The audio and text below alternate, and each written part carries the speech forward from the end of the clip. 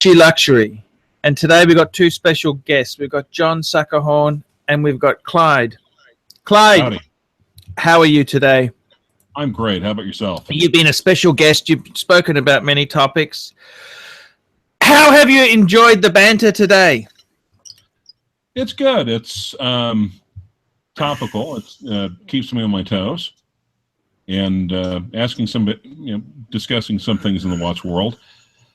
It's I'm glad you mentioned that about Richmond doesn't do anything about Baselworld, because for the last 2 or 3 days I've been going nuts trying to pull up Panerai news from Baselworld, and I was like, why am I not getting anything? Yeah, that's right. Yep. How has the Suckerhorn been? You like talking to the Suckerhorn? He's an interesting chap. Sharp, focused, knowledgeable. I can't just make a glib. I can't get away with saying something glib in general, because he'll call me on it, which I appreciate. Yeah. I don't know where the Suckerhorn's gone now. I'll just give him a quick call. He's there now. He's here now. Okay. Suckerhorn.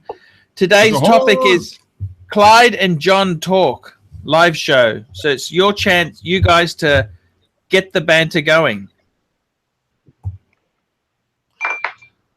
God, this is like this makes me think of like someone being a kid, someone sticking a microphone and a tape recorder up to you, say something. It makes it a little bit tough, doesn't it, Clyde? Yeah, a little bit, a tiny bit.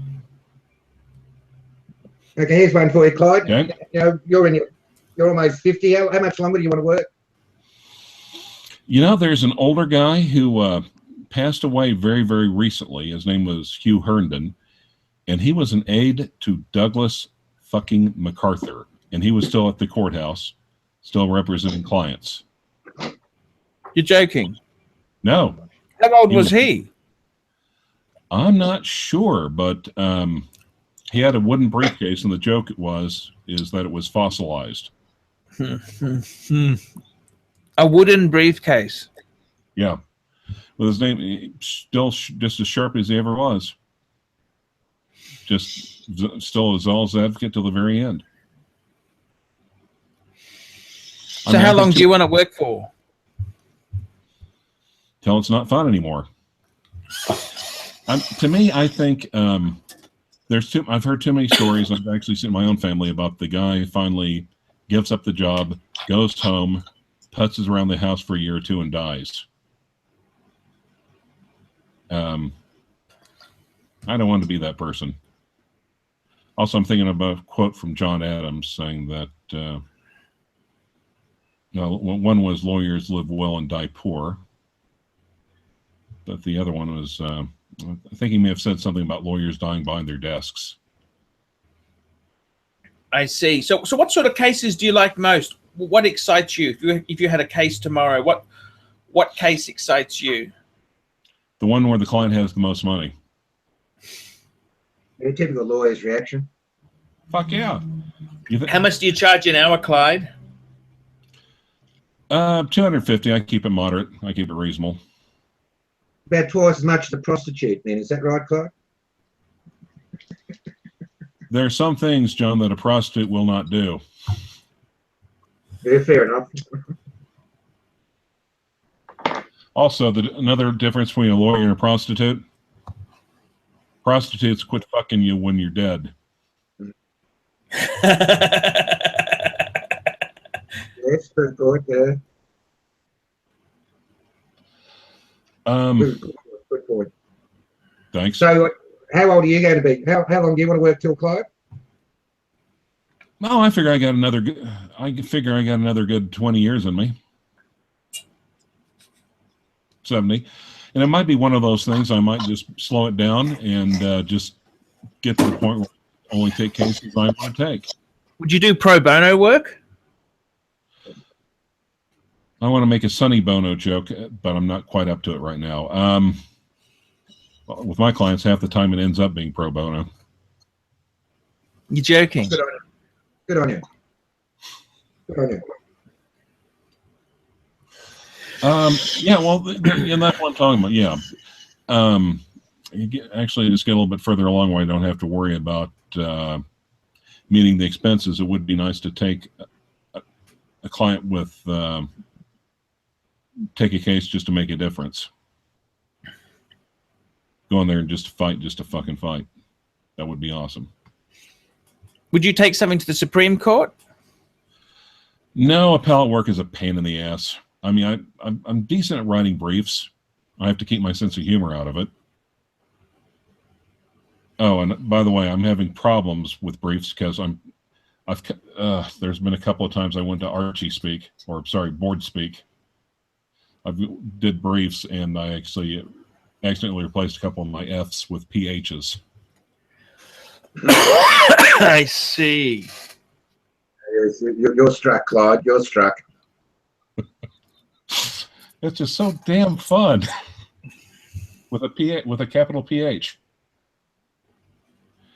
Sorry, what were we talking about? No beats me. So Clyde, did you have dreams? Like, did you want when you were a youngster and you started law school? Did you want to have the little BMW? What did you want? What was the aim? To be a lawyer. Did you want to make big money, or you just wanted to be a lawyer? I just want to be a lawyer. I mean, keep in mind, I grew up in a small town, so it's not like we had big corporate attorney types. And while we're on the subject, one of the things I've noticed is that everyone hates lawyers, but they love their lawyer. I see. No such thing as a good lawyer, Clyde. What? No such thing, as a good lawyer. The terminology is mutually exclusive. They're all cunts. To a certain degree, yeah. They're all cunts. But there are a lot of people, I know a lot of people that hate the concept of lawyers in general, but they like lawyers. So you hate... Yeah, lawyers are leeches on other people's ignorance. That's all lawyers are. People who are ignorant go to lawyers, don't they? Well, I guess people that are ignorant go to doctors. No. People who are, people who are ignorant and can't speak with their own mouth go to lawyers. Well, instead of. It's very easy. I'm going to my lawyer about this. He'll go to your fucking lawyer. It'll cost you a fortune. Like in Australia, divorce cases are fantastic. Lawyers love divorce cases. You walk into a lawyer's office, you say, what a divorce. The first thing they hand you your financial statement. How much money you got. From there, they work out how much they're going to get. And if you want to be a stick in the mud, it's only going to cost you more. Well, same goes for probate as well. The more money that you're dealing with after death, the more it costs, because actually the more difficult it'll be. So, on the other hand, if you have two people getting divorced and they have nothing to fight over, it's not going to be that bad of a battle. But if they have a lot of assets, then there's going to be more to fight over, and the more legal expenses there's going to be. And how much do lawyers get together and say, when they're out of house, and just discussing their clients, is it that much of an adversary system, or do you get together and say, oh, well, this bloke's got a couple of mil, I reckon, we're worth a couple of 100,000 out of this, and we do this, this, and this. Do you have your lawyers, do you have your client's best interest at heart, or do you have your hip pocket's best interest at heart, Clyde? Oh, to have to think about that one. Well, actually, I don't think it's a bad thing to think before you speak. But, at times with doing divorces, there's a little bit of a domestic law bar. It's professional, and sometimes you get together and chat about the cases just off the record, not grandstanding for clients, and just have a heart-to-heart talk with the other attorneys, just saying, look, Bob, fuck. My gal's been married to him for 20 years. Like 3 kids, she gave up her job to change diapers and sweep the floor. She deserves something. There a lot of times the off the record talks do as much as all the shenanigans and showcasing in this courtroom. You want there to be professionalism, a little bit of cordiality. It's not like people get together about there are sharks like churn cases just to run up the bill. I'm not going to deny that. When I first started out, there was the Honorable Clinton Dennis, and I think I must have reminded him of his grandson or something, because every time Becky would send me in to get a simple order signed in his chambers, he'd tell me to sit down and start telling me stories. And he said, you know, I really hate about my job. I have to sit there and listen all morning to two attorneys that I know perfectly good and goddamn well charge $275 argue about a $75 vacuum cleaner. It's great, isn't it? It's great. I love these blokes in Australia when, you know, their wife says, I want a divorce. And the bloke says, yeah, all right, you're going to get nothing. Yeah, sure. That's we had a bloke at work that said that, you know. We had a bloke at work that said that, and this is a true story. He was having a divorce, and he said, I just got a letter from the lawyers, the wife wants half of everything. You know? We said, well, what are you going to do? What are you going to do? He said, I'll fucking show you. So we were working in it was a ship's berth at the moment, and we had chainsaws down in the shed. He's gone out and pulled out a brand new chainsaw straight out of the house, straight out of the case, put in his car and driven home, and he sawed every piece of furniture in half. He had a weatherboard out. He attempted to saw the house in half, everything. You know, the lounge suite, the kitchen table, the fridge. He even got to the fridge with the chainsaw. If you want half, you can have half of everything. In the words of Ron White, you can't fix stupid. And there are sometimes you have a client that calls the come to Jesus client. There have been times where I've gotten clients up against the wall, put my arm up, you know, right above their shoulder, and said, "Listen here, motherfucker," because sometimes you have to. Mm-hmm. You can't put brains in the monuments, can you? No. Of course, half the people shouldn't have gotten fucking married in the first place. Well, that's the error, isn't it? You know, that's the error. You know, like you can blame a bloke getting married, you know, once, but when they go back twice, you've sort of got to ask yourself whether you're a glutton for punishment. Yeah, and you see patterns emerging in their lives. You talk to them about, and you get the case histories, prior relationships, prior divorces, and it's like apparently they're the only people I can't see the patterns in their life. And some people I call eternal victims. Because all these bad things happen to them, and it's never their fault. Yeah, we've got one on at the moment who's whinging about that, CLYDE. You know, we've got the biggest charlatan on YouTube at the moment pontificating about that, but he's never wrong. Who's that? No. Hunter. Andy Hunter. He thinks he's important. He's the laughing stock of YouTube, but he doesn't realise it yet. Everybody else does. You know, even Mr. Pettigrew, you know, had past words with him just before. I can't. Lost cause. You know, no great loss not knowing him, CLYDE, that's for sure. I haven't watched any of his videos. Pardon me? I haven't watched any of his videos, quite frankly. What I love about Archie's, his channel, it's short attention span theater. He gets the point across. He doesn't spend, you know, some of these guys, it's just like, Jesus fucking Christ. Have you ever heard of brevity? Oh, well, when someone's been exposed, you know, such as a fake attack, you know, going on about it and rubbing it in, you know, you certainly must become a laughing stock, certainly. You know, you must really. Now, does he not see that? Is he not, you know, does he not, you know, see that embarrassment? You know, maybe I'm the first one to say it publicly, you know, and say it live, but, you know, God, you know, really, you know, grow up, you know, like he put on a video the other day, it was a classic, you know, he's talking about, you know, luxury items, and here's a bloke speaking out the baseball hat and, you know, and a flannelette shirt. Well, you're going to listen to him, aren't you? You know, speaking on luxury goods, you know, you wouldn't waste the time, would you? So anyhow, let's move away from that, John. Move away from that. We don't want to give them oxygen. But we don't want to give the shit oxygen. That's right. Go on, carry on.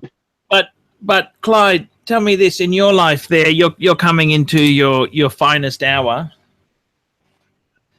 as a defense attorney. What would you say to the young Clyde if you had a chance? Leave that bitch alone.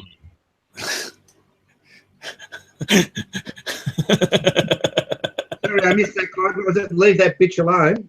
Is that what you said? Yeah. That's what you would say. Is that right? Yep. Young Clyde wouldn't have listened.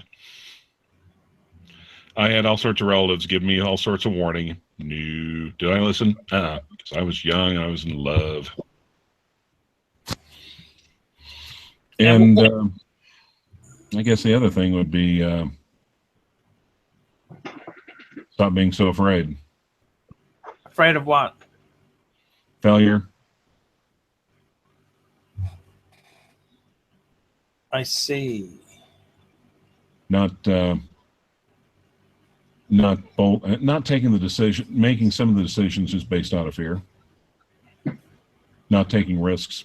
Sometimes you lose it all by playing it too safe.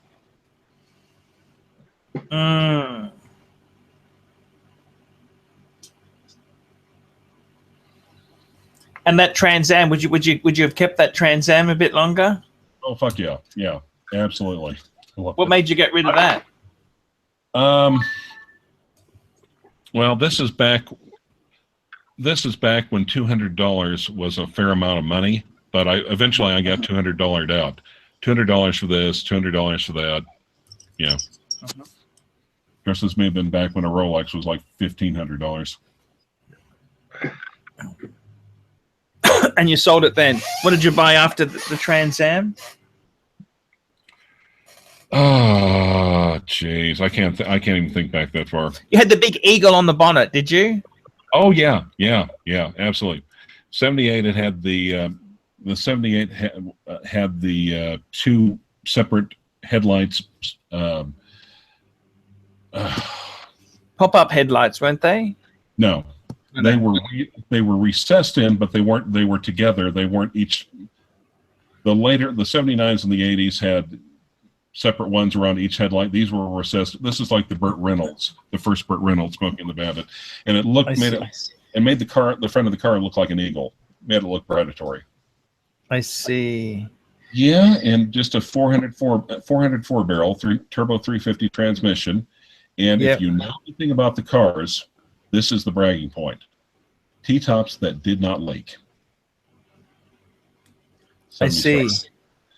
Yeah, a couple of times I drove it from Oklahoma to going to school in Pennsylvania. And I remember one time just playing, racing a Jag down Interstate 44. Mm-hmm. That Trans Am actually kept up with that Jag fairly well. Good little cruiser. I see. Are you a Decker millionaire, Clyde? What? Are you a Decker millionaire? I'm not even a Decker. Oh, we've got a couple of Decker millionaires. Oh, we've got at least one Decker millionaire watching at the moment. Who's aching to, to be heard. It's a bit unfortunate. Well, okay. Nice, good on him. Yeah, some people have had breaks, and some people have made better choices in my life than I have. So, who the hell am I to get mad about anyone else for having money? Did you make dumb money decisions in your life, Clive? Still do. Sometimes. It's funny how little things about money are in there that's just been there since birth, and you don't even really think about or question. Odd little things. I'll spend top dollar on something, but it's the recurring maintenance costs that just really just get me upset, grind my gears. I'll spend $400 on a razor, and then it's just like, oh, son of a bitch, the blades cost 75 cents.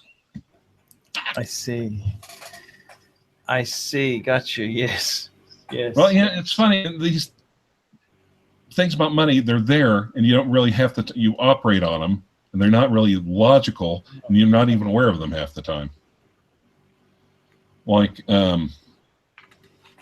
this last one, take her and the kids out. They always love to go out to eat. No problem with that. But it's, for some reason, it's the extra $8 for the Cokes that just, on top of the meal, that just, for some reason, that bothered me more than the cost of the meal did. I can't explain why. Yes. My parents were depression babies. They grew up in Western Oklahoma in the Great Depression. So I think I've got some of their... The Depression hit pretty badly in that area, didn't it? Oh, yeah. Yeah, and then on top of the Depression, then you also had the Dust Bowl. So yes, the Dust Bowl. Yeah, my dad's family, they were Okies, like out of the Grapes of Wrath. They went to California, then went up to Washington, where Grandpa got a job in the building ships, till the climate settled down over here. And the land became worth a shit again eventually. I see. So, Clyde, in your own lifetime, there you've had children. How many children you've got yourself? I've got two. Girl, you're happy you had your children, aren't you? Yeah. Actually, yeah. I'm proud of both my kids. The things I don't like about them is sometimes they're a little bit too much like me. I see. Got you. That should make you very proud, Clyde. Good on you. That's good. Well, you brought him up well if they're like you then, mate. No, I got divorced. I have to give their mother some credit. I did my best, but I think the youngest one was 3, and so their mother sued me for divorce and moved off to Pennsylvania. So I did what I could. You know. How long have you been divorced, Clyde? Well, that was the first one. Second one, about 5 or 6 years. 5 or 6 years you've been divorced. So you're still hurting a bit, aren't you? Well, that's after the second one. Oh, the second one. Oh, 2 divorces. Well, the last one was really more of a long-term breakup. We didn't technically get married. I'm not a complete moron. My learning curve is not exactly a flat line. There's just a little bit of a, And you're not going to move in with the next one, are you, Clyde? I don't even really know if there's going to be a next one, guys. Quite frankly, I'm perfectly happy with my own company. What are you smoking there? It seems to be very smoky. Sorry, clove cigarillo or whatever. Oh, okay. Real lung rippers. Yes. I love everything that's not good for me. Yes. Have you thought about giving up smoking, or? Well, be honest, I just kind of do it during the chats. Normally, half the time I've got an electronic cigarette. Are they less harmful? Oh yeah, tons less harmful. They've actually banned them in our country because the government doesn't get any tax out of them. Yep. We've had the same. Yeah, they've tried to do the same thing over here, and I helped it kind of helped a couple. Well, I played a small part, and helping them block some laws. Well, I don't even want to get into that. They tried that over here because they say it's. Don't get me started. And who knows? They might find out there's all sorts of bad things in this Chinese e-cigarette juice, but it's certainly healthier than these things. Yes, someone's saying Clyde is a liar. E-cigs are not less harmful. They're less harmful than actual cigarettes, yeah. So, Clyde, what floats your boat? What excites you? You don't want the new Mercedes. You don't want a baby Mercedes. You don't want to go to Asia and get young fillies. What excites you in your life now, besides coming on the ArchieLuxury channel? Hanging out with the other reprobates on the comments section.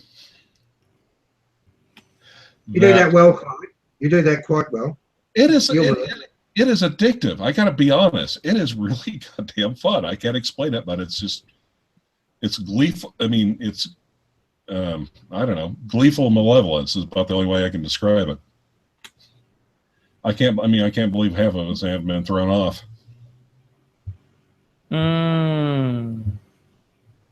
Well, that's what makes it fun. Come for the footage, stay for the fisting. Yes. I see what you're saying. It's a very interesting thing here. We've got an interesting cesspot of people. Some people aren't watch people. Some people like the Thai video. John, you liked the Thai videos, didn't you, John, originally? That's what attracted me to your channel. That's why I used to follow you for several months before with you, and I asked you to do a watch review, and you did that for me, and then we phoned up each other a couple of times, and we found out we had a mutual love for Thailand, and that's where our friendship hit off. Our mutual love for Thailand. I don't know. I guess I also have a love of history. I love documentaries. If they have I got to say hello to Mark Winter. He's the guy who sent me. Mark Winter very kindly sent me a bottle of Ardbeg 10-year-old single malt Scotch. I got to say a thank you to him too. A lot of respect, people, Mark. Respect. Respect. Yes. It's a very tough time. It's very tough to be a man. It's hard to be an overweight white guy in today's society. Don't you agree, Clyde? Overweight, middle-aged white guy. I have no idea what you're talking about, sir. Has it ever really been easy to be has it ever really been easy to be a middle-aged, overweight white guy? It was easier in the 70s. 60s. Back in the era of I seem to remember Twiggy and Goldie Hawn. Fat guys weren't really in the 70s, unless, of course, you were counting Ron Jeremy.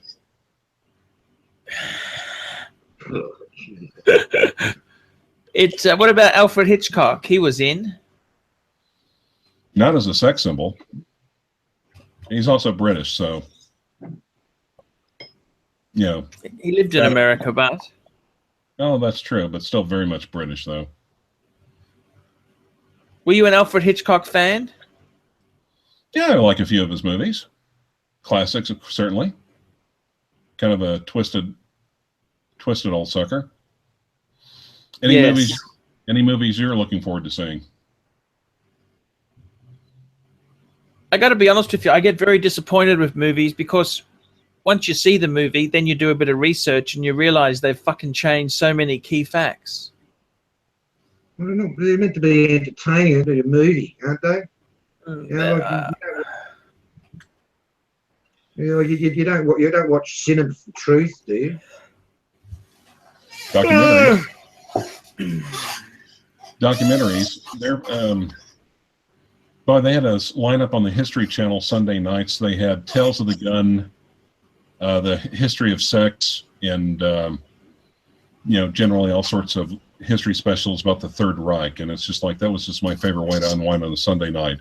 Hookers and Nazis and guns. Oh my. Yes. Hookers, Nazis, and guns. Yes. Yeah. New topic. Okay. New topic. No hookers, Nazis, and fine. We might wrap it up for today. That's possibly enough for today. Next week we'll be back on again. If you want to join on, Clive, you're more than welcome to. Yeah, it's most enjoyable. Right? Most enjoyable. Likewise, pleasure, gentlemen. Thank you so much. At least you don't dominate the air. You don't dominate the air, and you can get a word in with you. So you're more than welcome.